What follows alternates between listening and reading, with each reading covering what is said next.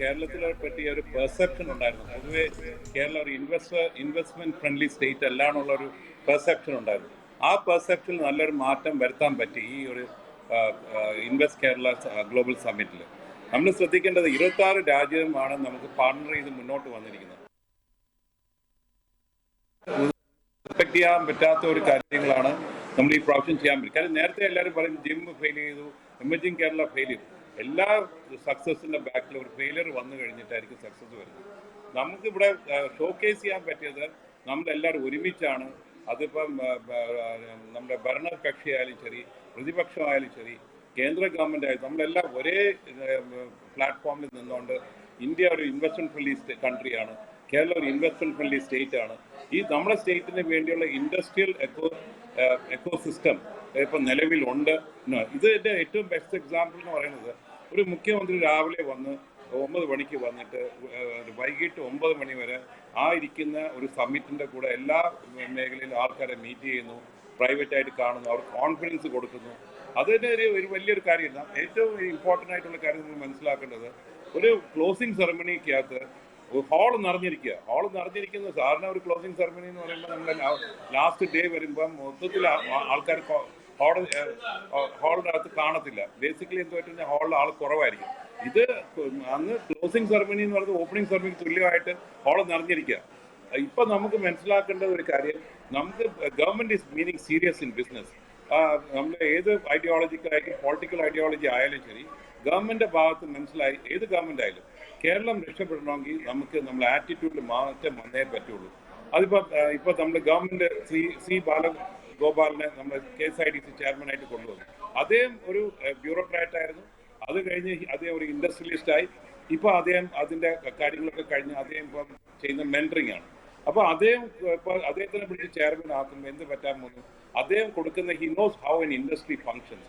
ഒരു ബ്യൂറോക്രാറ്റ് എന്ത് ചെയ്യണം, ഒരു ഇൻഡസ്ട്രിയിൽ വന്നു കഴിഞ്ഞാൽ എന്തൊക്കെ സംഭവിക്കും എന്നുള്ള കാര്യങ്ങൾ അദ്ദേഹം മനസ്സിലാക്കിയിട്ട് അദ്ദേഹമാണ് KSIDC അന്ന് ഡ്രൈവ് ചെയ്യാൻ പോകുന്നത്. അപ്പോൾ KSIDC ഡ്രൈവ് ചെയ്യുമ്പോൾ അതിന് തലപ്പുറത്തിരിക്കുന്ന ആൾ ബിസിനസ് ചെയ്യുന്ന ഒരാളാണെങ്കിൽ ബിസിനസ്സുകാരുടെ സെന്റിമെന്റ്സ് മനസ്സിലാക്കിയിട്ടായിരിക്കും അദ്ദേഹത്തിന് താഴെയുള്ള ആൾക്കാർക്ക് ഇൻസ്ട്രക്ഷൻ കൊടുക്കാൻ പറ്റുന്നത്. ഇത് നമ്മൾ എപ്പോഴും പറ്റുന്ന ബ്യൂറോക്രാറ്റ്സിന് ഏറ്റവും പറ്റുന്ന ഒരു പ്രോബ്ലം ഇൻഡസ്ട്രിയെ പറ്റി ഒരു ബോധമാണ്. കാരണം പൊതുവെ കാണുന്നത് ലാഭം ഉണ്ടാക്കിയാൽ നമുക്ക് ഒരു ബിസിനസ് ചെയ്യുന്നതേ ഒരു കുറ്റമാണ്, ലാഭം ഉണ്ടാക്കിയാൽ അത് ഒരു സിന്ധാണെന്ന് പറഞ്ഞ് ചിന്തിക്കുന്ന ഒരു കാലം ഉണ്ടായിരുന്നു. അത് മാറ്റിയെടുക്കാനായിട്ട് ഇപ്പം രാജീവ് മിനിസ്റ്റർ നല്ല രീതിയിൽ വർക്ക് ചെയ്തു.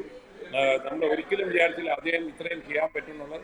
അപ്പം ഇതിനകത്ത് എനിക്ക് തോന്നുന്നത് നമ്മളിപ്പം പത്മകുമാറായാലും ശരി, രഞ്ജിത്ത് കാർത്തികേയനായാലും പറഞ്ഞ പോലെ എല്ലാവരും പറഞ്ഞ പോലെ കാര്യങ്ങൾ ഇപ്പോൾ രഞ്ജിത്ത് കാർത്തികൻ തന്നെ പൊതുവെ ഒരു ഡിഫറെൻറ്റ് ഐഡിയോളജിയിലുള്ള ഒരാളാണ്.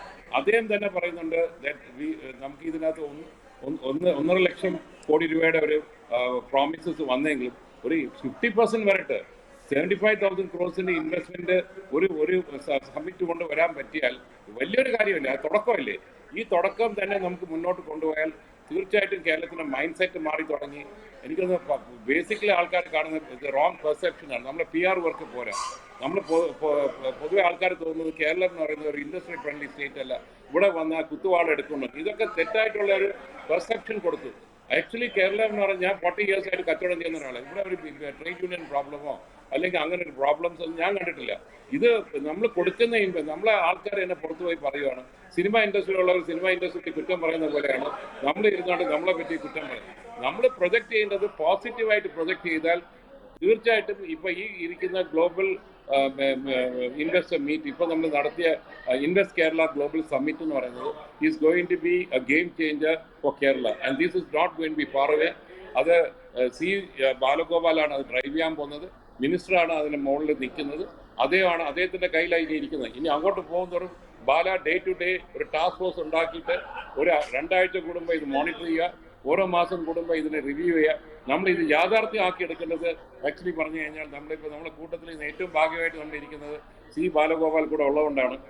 ഇത് നമ്മളിപ്പോൾ പറയുന്ന കാര്യങ്ങൾ ഗവൺമെൻറ് കൺവേ ചെയ്യും.